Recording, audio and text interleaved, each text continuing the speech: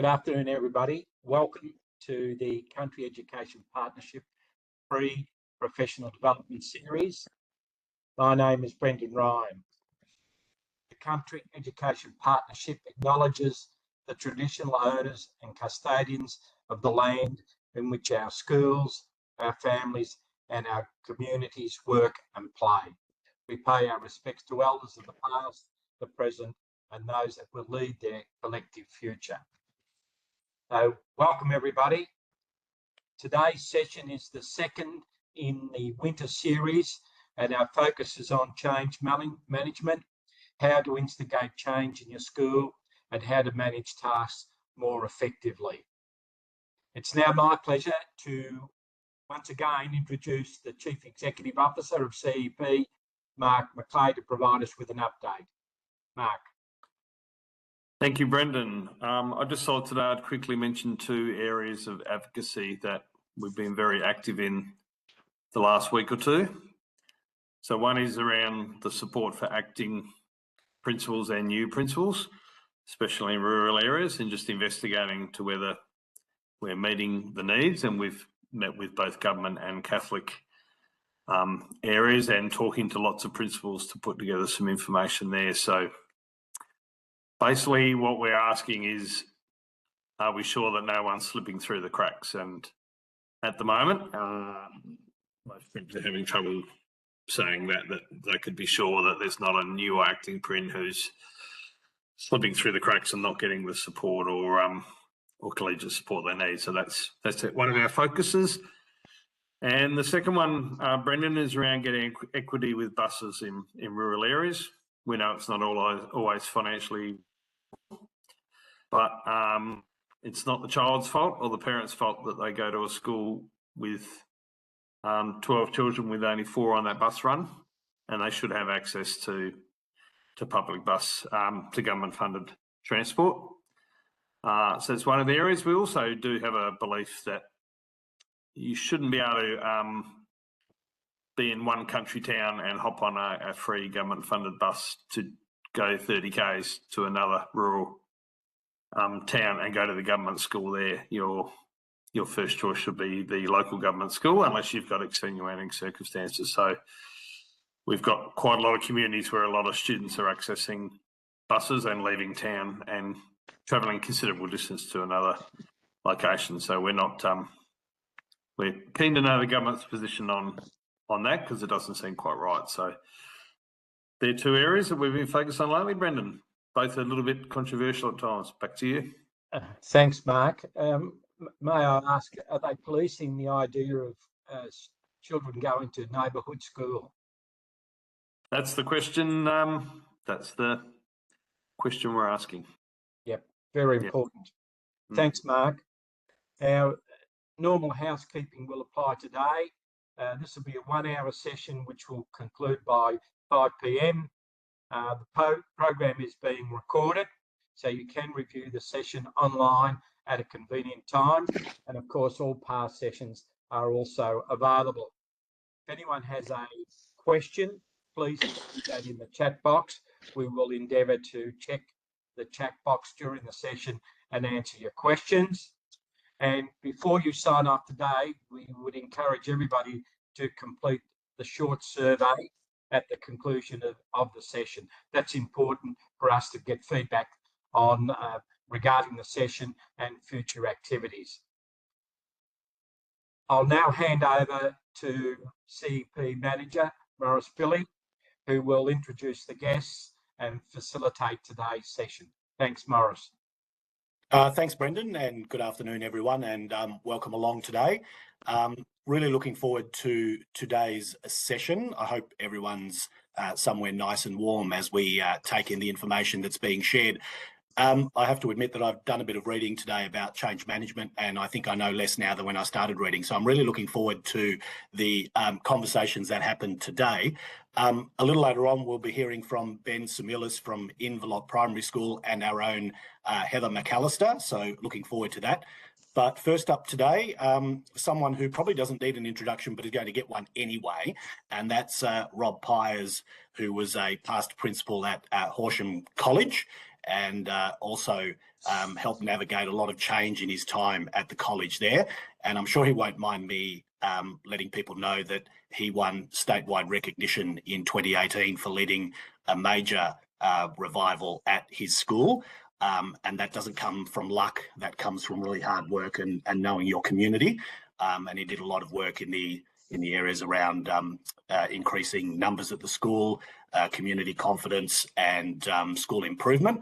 And I'm sure he's going to talk a bit about that today. So looking forward to it, Rob. So over to you, and you can teach us all about change management and in instigating change in a school community. Thanks, Rob. Thanks very much. And I do have to start by also saying thank you very much for just the opportunity to be able to be part of the series that CEP provides. Being a principal at Dimboola for 8 years and then Horsham for 10, my respect and admiration for the work that CEP does and the work that happens in regional and rural schools is something that I'm pretty passionate about, and it's a really good privilege actually to have the conversation and chat today in regards to Horsham's journey. Can I start by actually also acknowledging the traditional owners of the lands upon which we're meeting? I'm fortunate to live and work on the lands of the Watchaballock Nations. Myself, the Watchaballock, Jadwa, Jali, Wagaya and Jupagalt people. And I'm a very strong advocate of the Spike program for principals in particular, but school leaders and the work that happens in that space.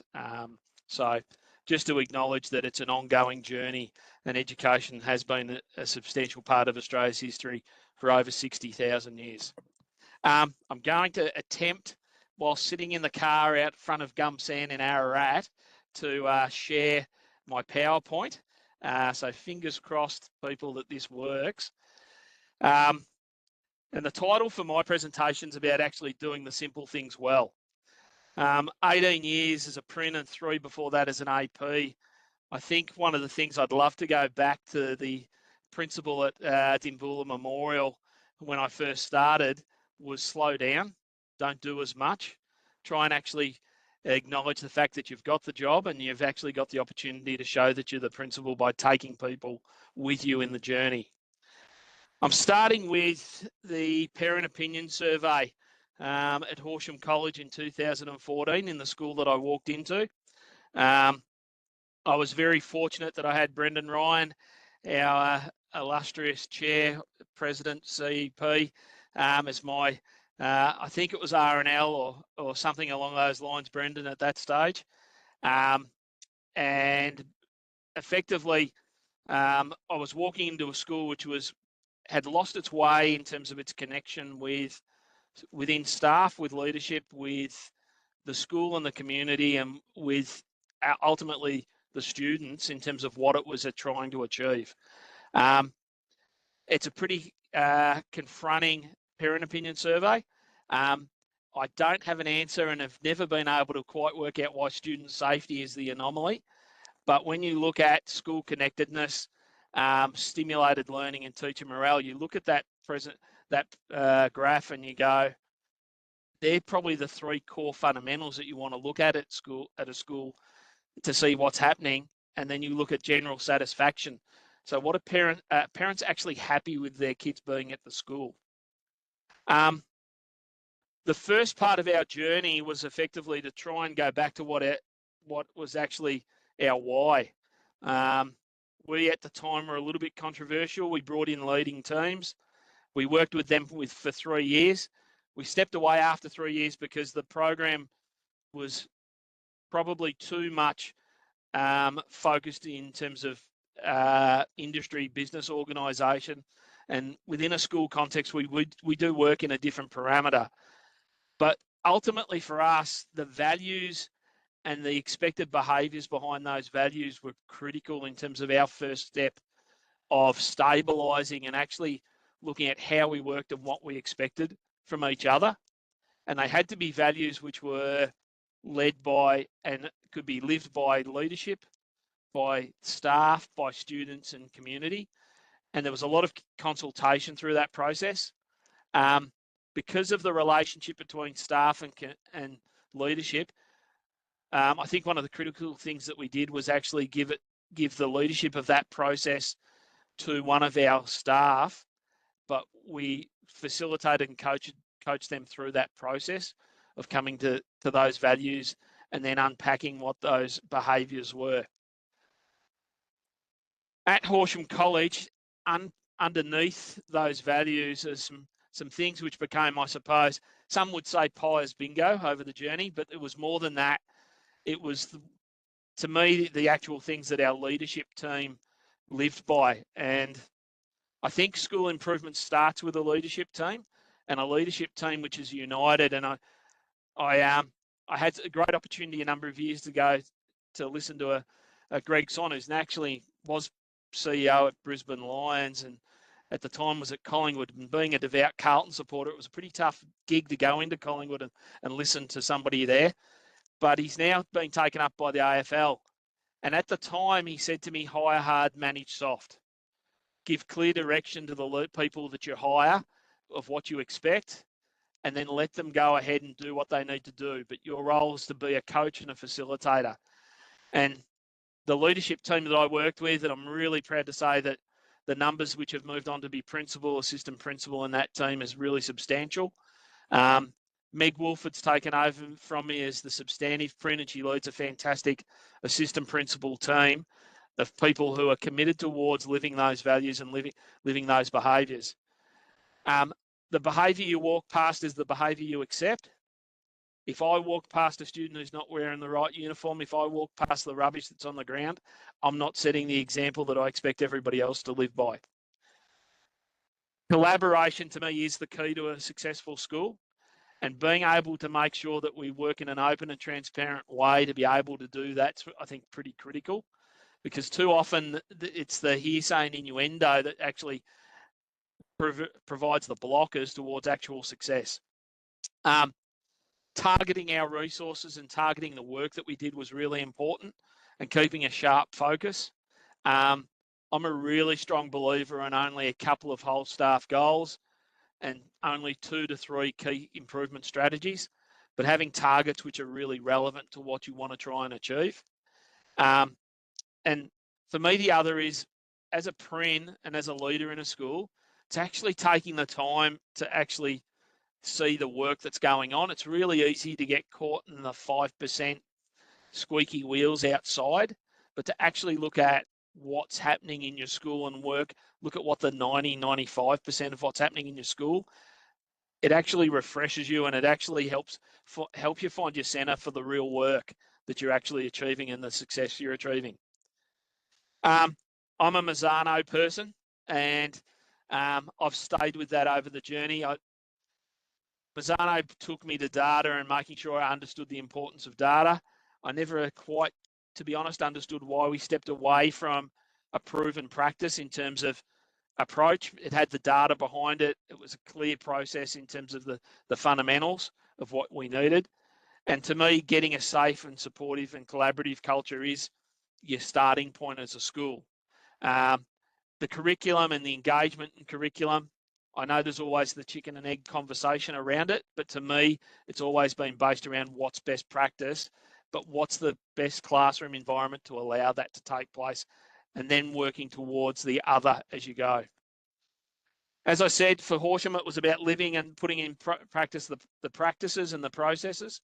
And for us, care and consistency was a key focus in that. And in particular, we focused on attendance follow-up and showing parents that every day actually mattered. And when a student was absent, we wanted to follow it up, and we wanted to make sure that parents knew that we valued their child being at school.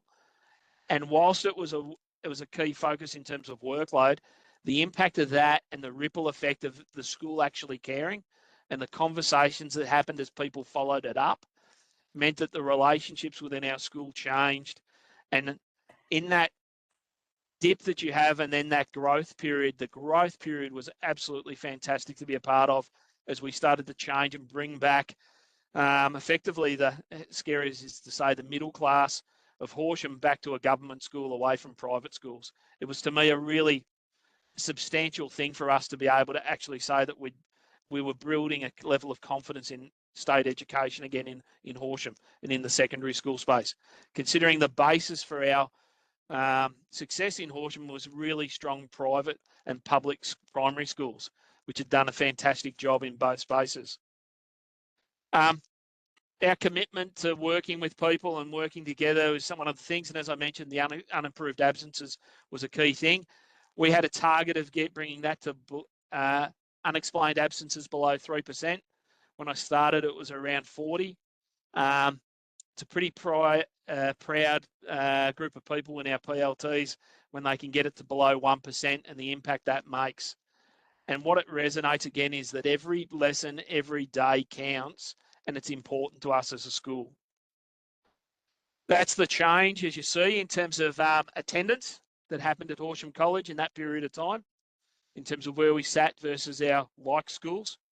I believe that we're still in that top leader area in terms of our like schools. That's the parent opinion survey again that we started with, and beside that's the parent opinion survey that was there in the last in 2021, 2022, 23 continued to be very similar. We were talking about responses now of over, I think the last couple of years have been very close to 300 survey responses.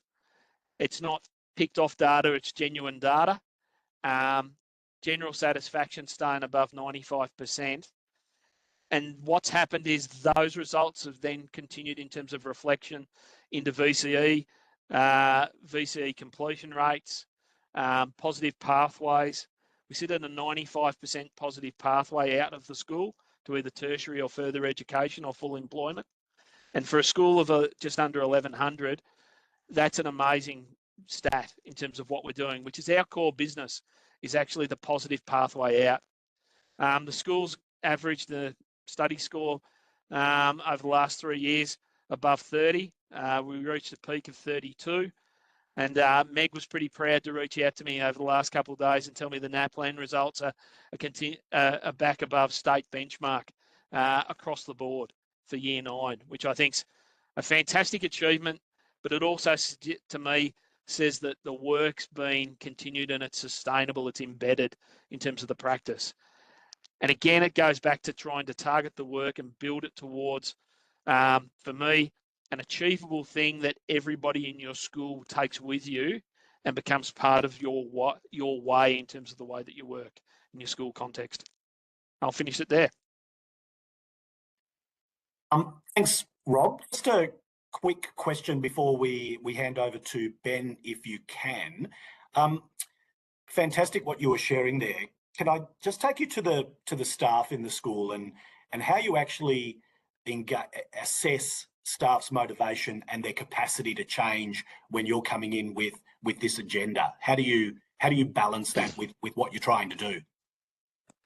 I was really fortunate, and this is going to sound strange. I wasn't successful when I first applied for the job.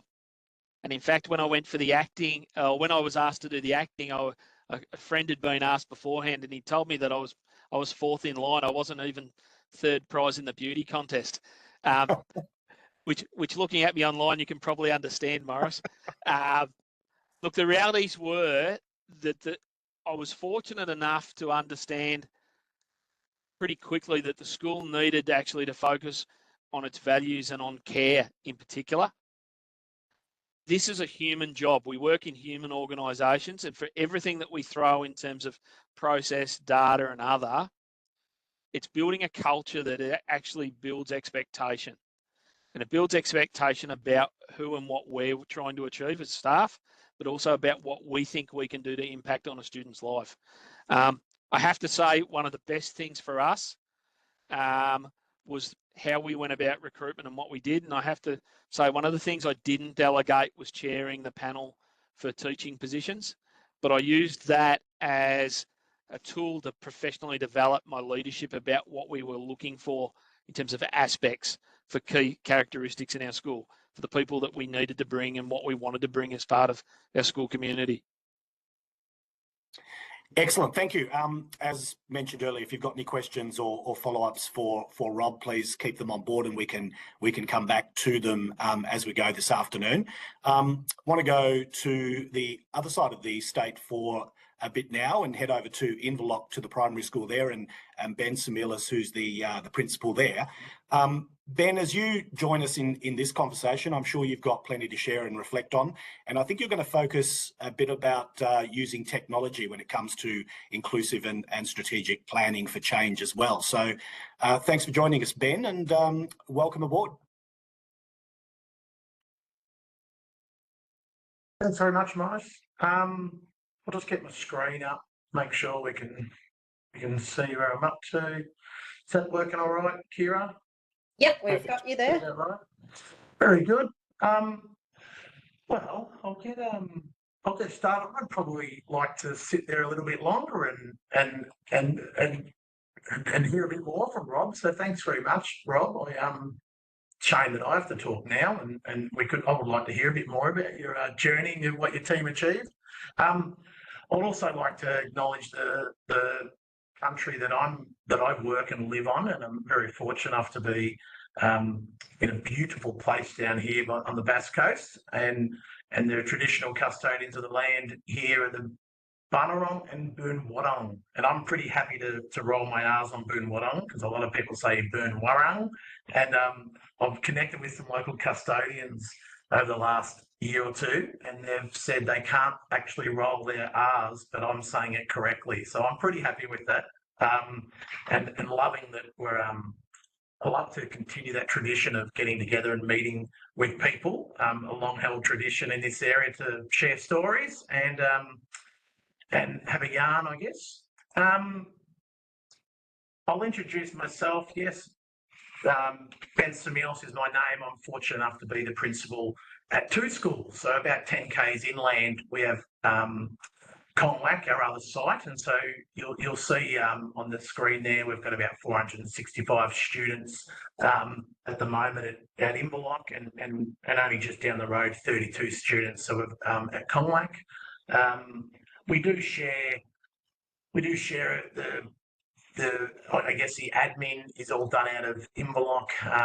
In many ways, it's a really complementary relationship between the two schools. So it's a reasonably good, healthy sized school here at Inverloch.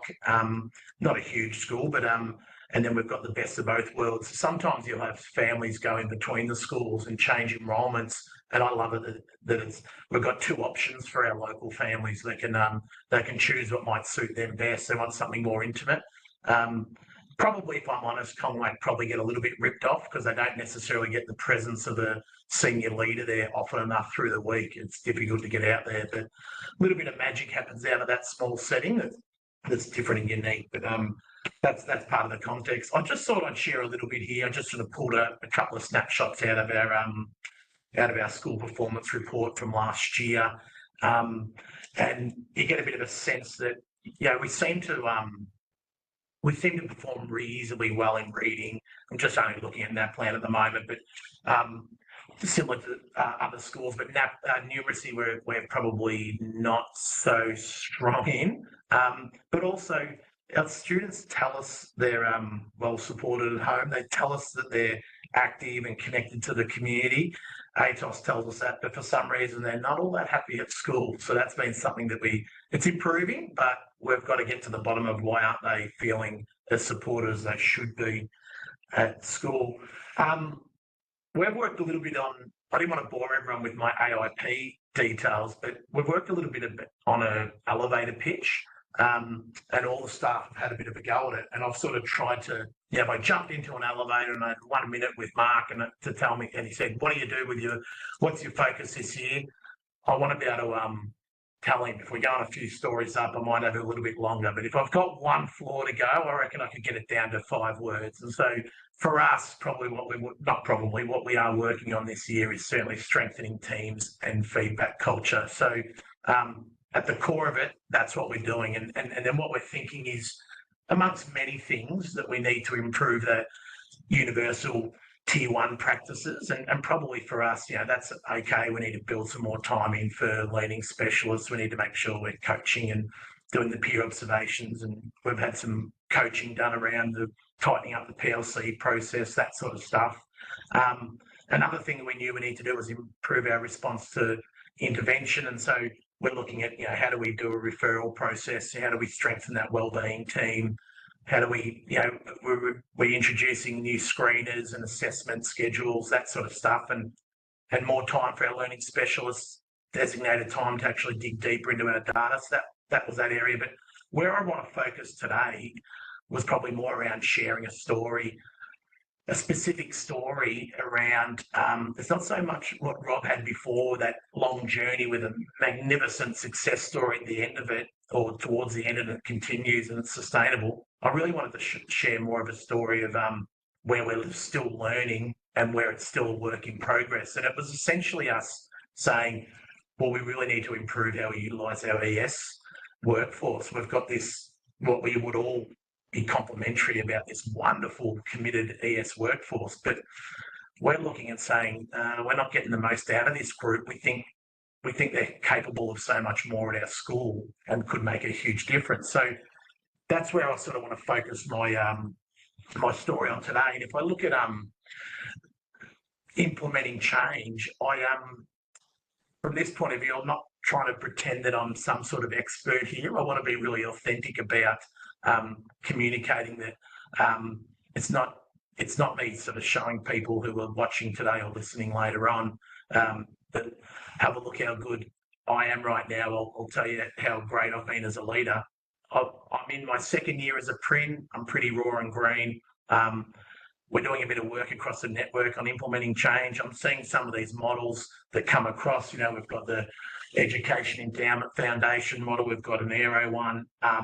And then we're sort of saying, let's scratch a bit deeper. Let's have a look at where the similarities are. And I'm being honest, I think at times I get a bit overwhelmed by where do I start? Where do I put my energy into?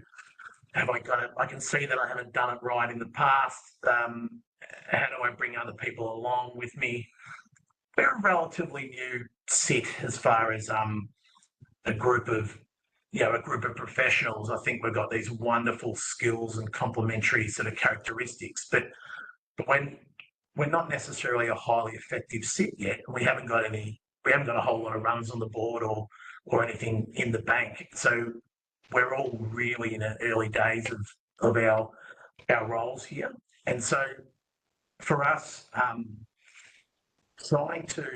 haven't been able to come in and say, hey, this is exactly what I've done at another school. I can suit it to the context here. So we're really just discovering here as we go, but trying to marry up where some of these models have some links. We can see that explore, prepare, deliver, and sustain stage. We're like, okay, there's a common theme for us. And then we're saying, well, hold on, what about that old FISO improvement cycle that we've done so much work on? Where does it fit? And of course, we sort of we've set out to try and unpack some of that with some of the work we've got in front of us, and say, well, where does it fit? And we know we can start to sort of make some sense of it rather than trying to avoid that overwhelmed where we don't want to be blocked by or almost sort of frozen in a position because we're not sure where to go. And it's so easy to go, okay, I'll get distracted with something that I'm really good at.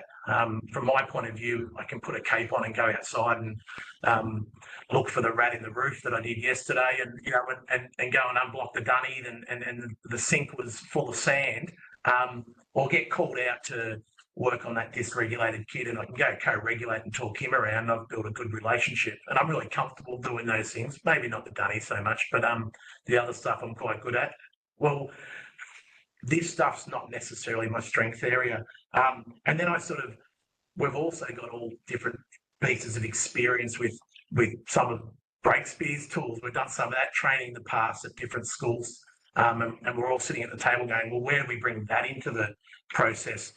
So I probably, before I moved right onto that ES job, when I first got the Prin role, about 18 months ago, I was super confident around, the ALEF, the framework for leadership excellence framework. So I'm thinking to myself, the dispositions, hey, I've got them. I'm fabulous at that blue ring. I've got those skills. That marries up with me, and I looked at the capabilities and said, yeah, I solve complex problems all the time. I rescue people every time they come to me. I do my best to do that. I sort of thought with the domains, I've got a bit of work to do there, and probably from my point of view, the image on the right is probably resonates for me, and where when I came in, I don't know, I'm hoping you can see that image there. The number one, I'm pretty damn sure I knew a whole lot of stuff when I rolled in. I still had a bit of imposter syndrome, but I was definitely like, good, I've got some skills here. And then, as mentioned before, by the first presenter, I think Brendan mentioned, the more reading you do, the more I realise I actually don't know all that much about implementing change. And I spoke to some other Prins at our network level. We've come out sort of scratching our heads, all of us feeling like, not all of us, a number of us feeling like we got into these roles because we were good with people, or we connected well with children, or we could work well in teams, but not necessarily excellent implementers of change. And so that's something where there's all this work to be done and learning to be done still. So if I go back to that problem, I guess what we wanted to change, we essentially sat there and said, you know, that this is probably what we would have done in the past. The AP and I, we sat down and with the CEP, we're saying, well, our ES are sitting down in the classrooms, they're not doing all the work we want. We've got a model here where families and the teachers come to us and say, that child can't access all the work we're doing. Can you get them funding? And then I'll have an aid, please. And that aid will help fix them. Then I can focus on the other 24 kids. So we're saying, we're having these conversations all the time. And it was essentially, I'm trying to map this out. This is probably our old school approach. We'd sit there and hear this problem from people, and we'd go, okay, well, we've got a solution. We'll come in and rescue you because you've asked us to do something about it. We'll try and do a really quick response and have something done. An idea pops into one of our heads, or we say, oh, we know an expert, they'll tell us what to do. And then we go and tell everyone what to do. We go to that direct stage. We go, we'll direct you all what to do now. And we even interviewed for a teacher, and they came in and showed us the timetable. They're a team leader at another school. And they showed us a timetable, a schedule of how they manage their ES staff. So AP had gone off. Our AP had said, oh, this is a good idea. I'll now design a new schedule for teams and bring it back as here's the solution. So she's coming to me and I'm nutting out myself going, well, I've got my plans of how we're going to fix all this. And we've come in and met together and said, hold on, we're about to deliver this old school approach again. We've been sort of sucked into thinking we can fix this problem that we don't fully understand, that we're not all that close to. And if we had continued on that journey, we would have handed it over. We would have said, that was busy work lately. We got that delivered. And we would have been, for a minute, said, well done. And then we would have moved on to solving the next one. And so we really sat down, and this is probably more like the model we used. And it was on the back of, we're not quite adopting yet what's probably being presented to us at the network level. We're doing a bit of a work with an external consultant who's probably gone back to showing us a bit more of Vivian Robertson's work. And so this is this is more of the model that we went with. We had to stop ourselves and say, hold on, we're about to deliver something that staff haven't been involved in. This is not going to be sustainable change, and it's not going to have the impact we want because we're trying to do it for them. So essentially we sat there and said, well, we know we have to define the problem and understand it more deeply. So we spent more time on that. So we sat with our staff, we sat with our leadership. We've got 4 middle leaders, so leaders of each of the teams that are made up of composite grades. And so we essentially, we've got 26 DIP funded students, but that's not how many aides we've got. So we can't have an aide per child. And we also know we've got about 60 students having SSGs. We know we've got about 100 students with an IEP. And then of course, we have a look at the NAP plan and needing assistance or developing. We're sitting there saying, well, in grade 3, 29% of our kids are still developing or needing assistance. We're saying we need to adjust that. So we're trying to sort of dig into that data a bit more. And we also had a system here with teachers have been sort of, I guess, trained that the AP will do all that work and manage the ES. So she'd be doing that for them all the time and daily adjustments depending on who was here and who was absent. And the teams aren't managing their ES in their areas, and the ES are firmly thinking someone's got funding, I'll be in there for X amount of hours, and I have to be with this child and this child only, and that's my work. So there was a lack of role clarity because the teachers are wondering, well, who's training our ES? Am I developing them? Am I responsible for them? Am I managing them? So when we also need to sit down and say, well, what does Hattie say? So when we sat with staff and said, hey, the whole staff, let's go and have a look, revisit some of that knowledge or the learnings from the visible learning, see what effect size different things had. And we're able to sort of, I guess, debunk a few myths from teachers that might have had an understanding or a theory that, hey, this is what works in schools or this is what makes a difference. So we went back and revisited there, and then we had a bit more of an understanding of our problem.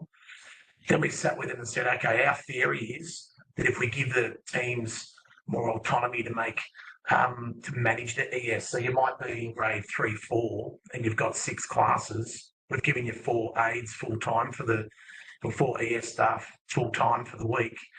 Yes, you don't all have an ES in your room. You don't all have a full-time aide in your room, but you've got 4. That's the box you've got. There's your limitations. Think inside that box, how creative can you get and how you're going to utilise them across the room rather than get on the back phone and call in the backup before maybe it's needed, or maybe put the blame onto the kids in front of you. Well, this cohort can't do this, can't do that, can't do this. So our theory was if we provided them privileged time, and we hadn't ever had our ES attend after school meetings before, so we built that in for them to come and work with their teachers, so they actually had time together in the teams to work on designing their schedule rather than waiting for the AP to do it on a Sunday night and send it out to them.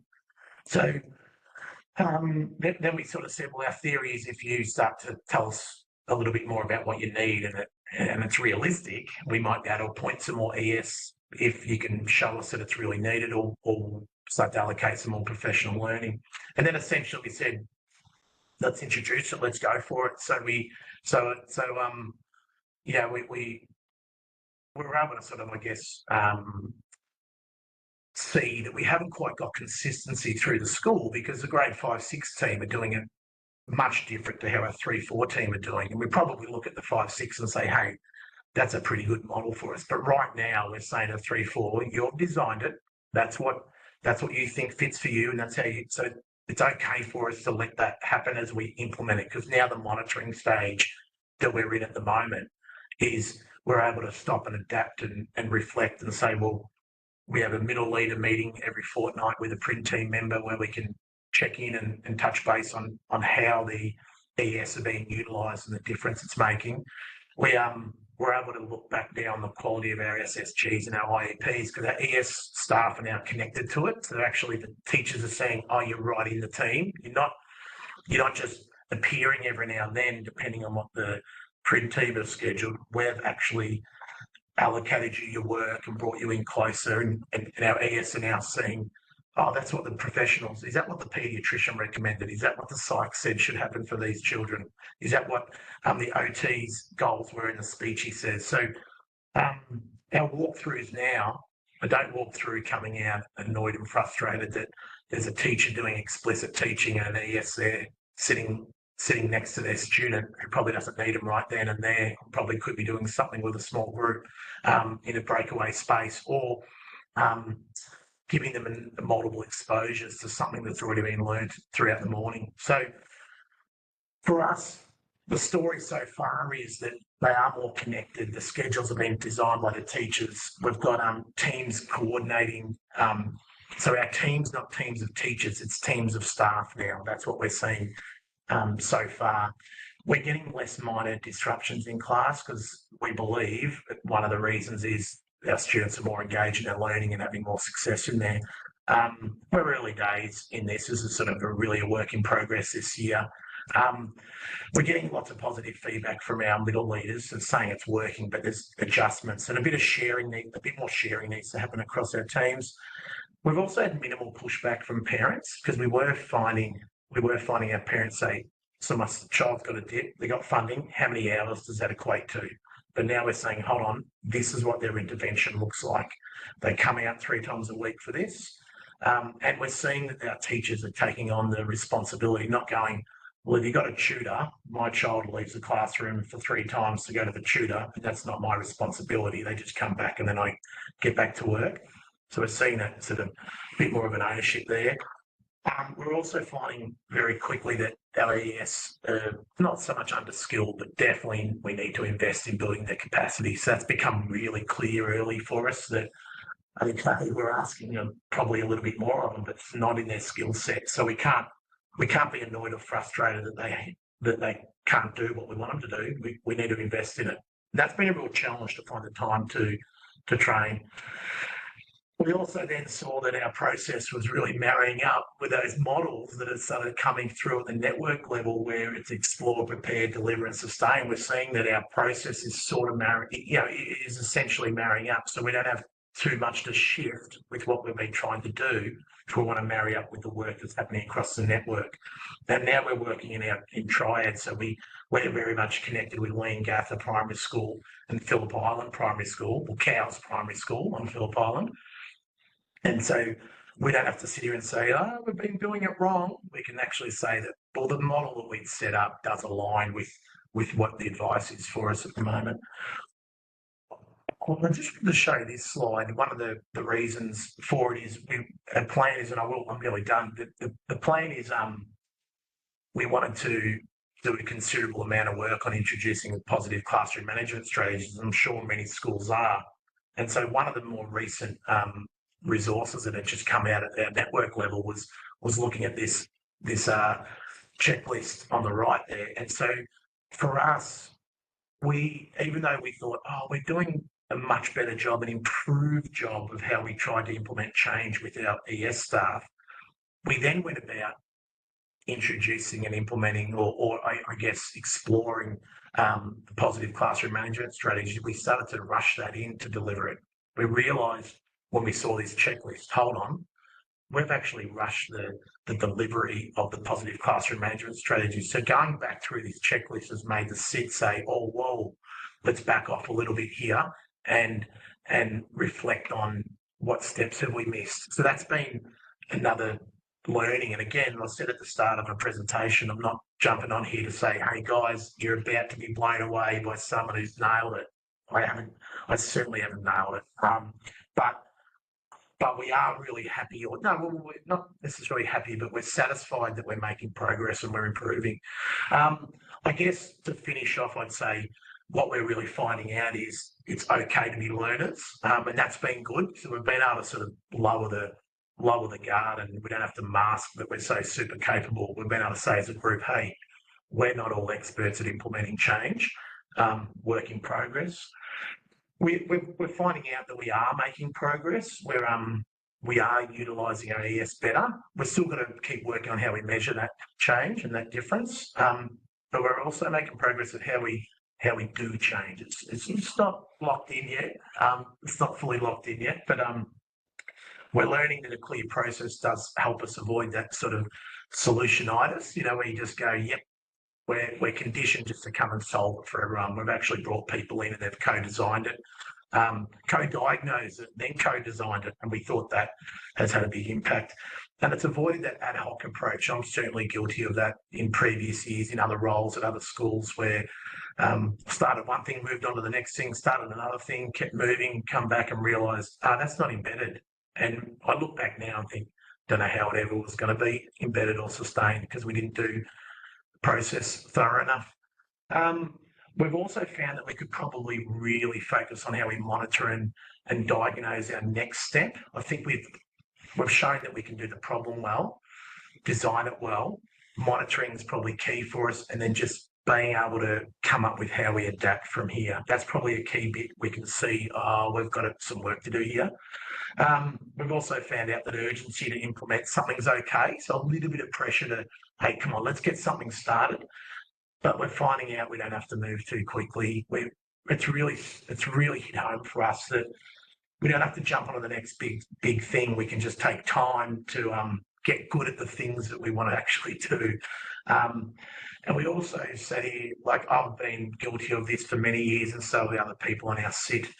We come up with a position or a stance or a statement that essentially is just our theory, and we've learnt that that's actually not always right. We need to actually go back and see what the evidence is. So that's been a powerful learning for us to say, just because you say it out loud doesn't mean it's all true, and doesn't mean that that this will definitely work. So, and you don't just have to jump at every idea that someone comes up with, because we might have a theory that in the sit room, we've designed it within the walls of the pring room, and we're like, yeah, we're admin have worked this out. But if the teachers have a different theory and they're not along, they're not part of designing it, it's just not going to land. And that's what's hit home for us. I think I've sort of covered up my time there. So I'm happy to anyone to throw a question, and hopefully for some other, for people, some of what I said might have resonated or sound familiar for them. Thanks, Ben. And if we've got some time at the end, we can have people to jump in. We haven't got anything at the moment. I'm just mindful that we've probably only got about 10 minutes of content time left. So I wanted to bring Heather in at this point. Heather's been sitting back and listening and taking it all in from our two speakers. And Heather, I'm really interested to see what you've got to add and what your experience is in this space and what you can share with us today. So welcome aboard. Thanks so much, Morris. And as I'm sitting here, I'm thinking, yeah, just what am I going to add? But I will give a little bit of background. So I'm currently in Marlow, living the dream in East Gippsland. And before I proceed further, I'd like to acknowledge the traditional custodians of the beautiful lands in which we're all meeting today. And I think that respect for what's gone before us and drawing on that as we plan for our future and the future of our young people is particularly important. I've been in education for 45 years or more.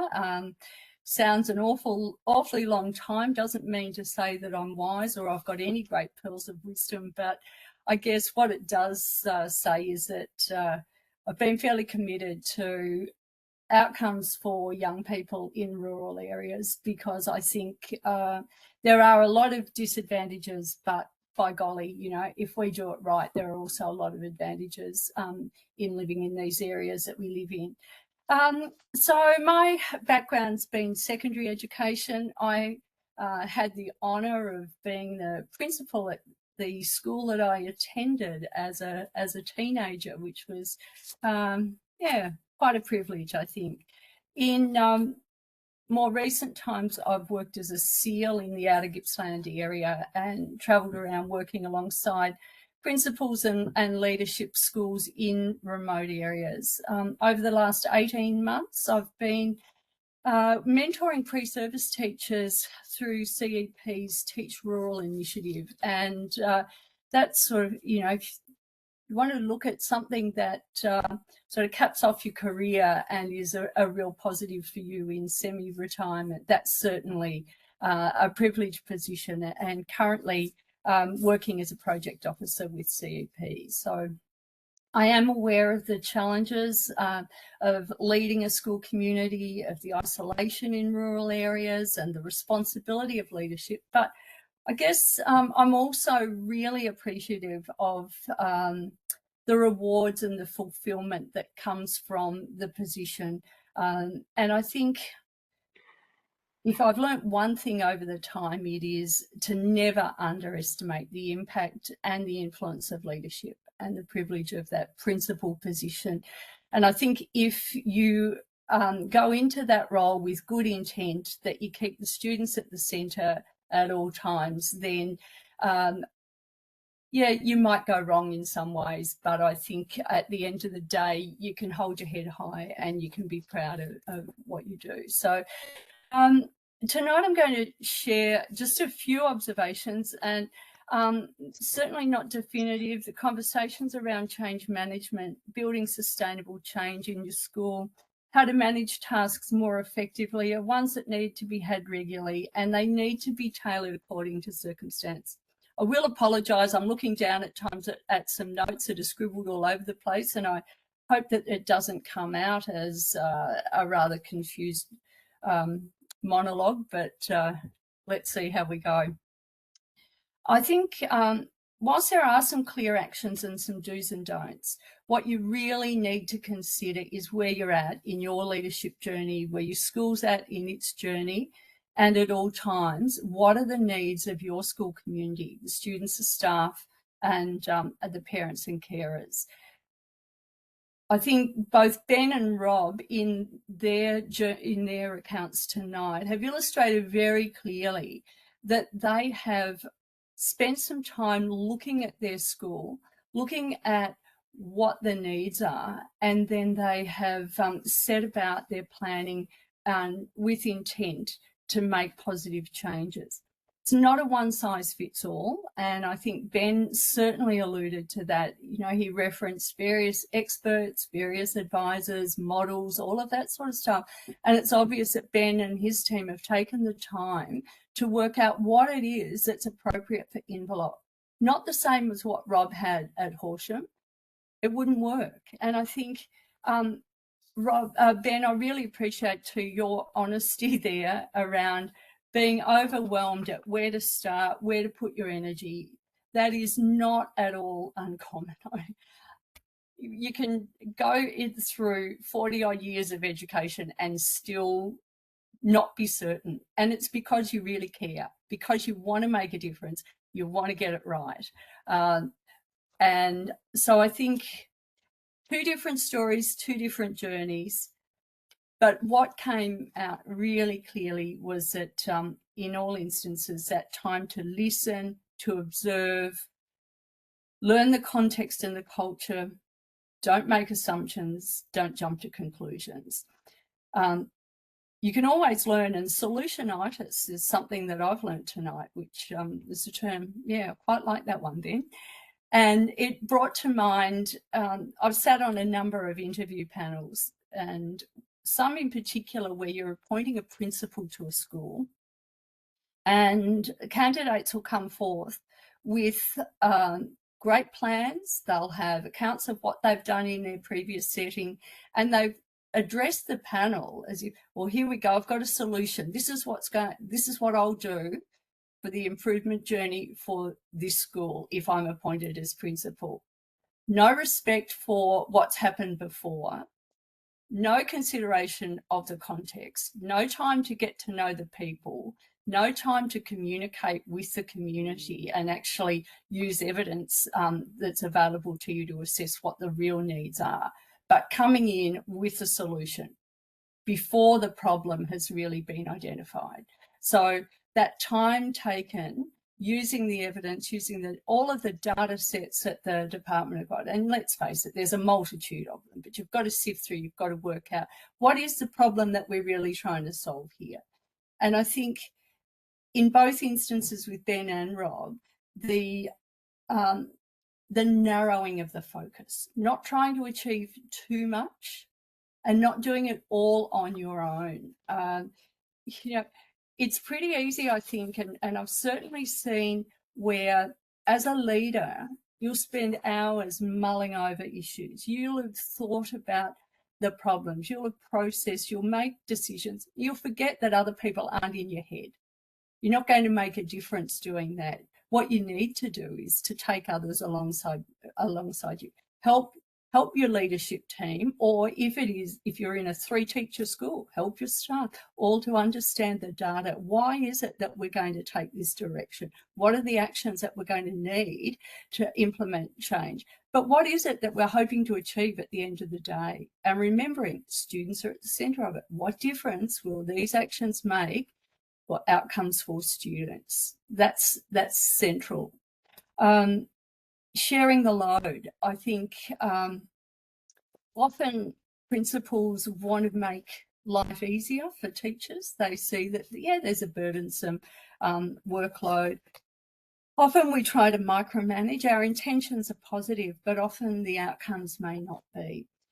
I think taking the time to work out what is it that I as a principal need to do? What is it that only the principal can do?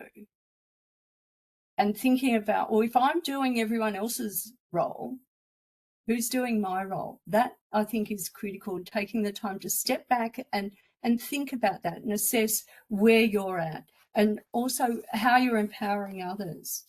I think, you know, we've heard of coaching, we've heard of leading by example, we've the big picture, seeing, you know, not seeing the forest for the trees, those sorts of things. It's really critical that if the principal as a leader in the school doesn't have the big picture, doesn't take the time to help others to check in, to monitor, to assess, and also to celebrate where you've got, how far in the journey you are, what successes you've had, rather than going, okay, well, we're there, we've done our job, change is implemented. Let's face it, it's a journey, and it's a journey that doesn't end. And I think, look, that I'm really conscious that we probably haven't got much time, Morris. There's so much more that I've got here, all these notes, and I'm thinking, no, I don't really need to go on with much more. I think there are two fine examples there. There are lots of examples around. There are networks. The department has got lots of resources. Don't treat the AIP as a compliance exercise. Use it as a tool, a roadmap to help guide and help take everyone else along on the journey with you. I think reach out. CEP's here, and I think connecting with other schools across the state, like schools that are experiencing the same sort of change process, really important. Mightn't be in your network, but it might be somewhere in the state that CEP can connect you with. So look, I think that'll probably do, Morris. So, as I said, I could go on, but I think people know where I am. They can reach out if they need to have a chat to me. Always leave them wanting more, Heather, and you've done that. And I think, like many of our PD online sessions, we sort of have conversations and we have content that we could have other podcasts for as well. So it gives us food for thought going forward about things that we can incorporate and do segment 2 or segment 3 on. So I just want to thank everybody for presenting this afternoon. Ben and Rob and Heather.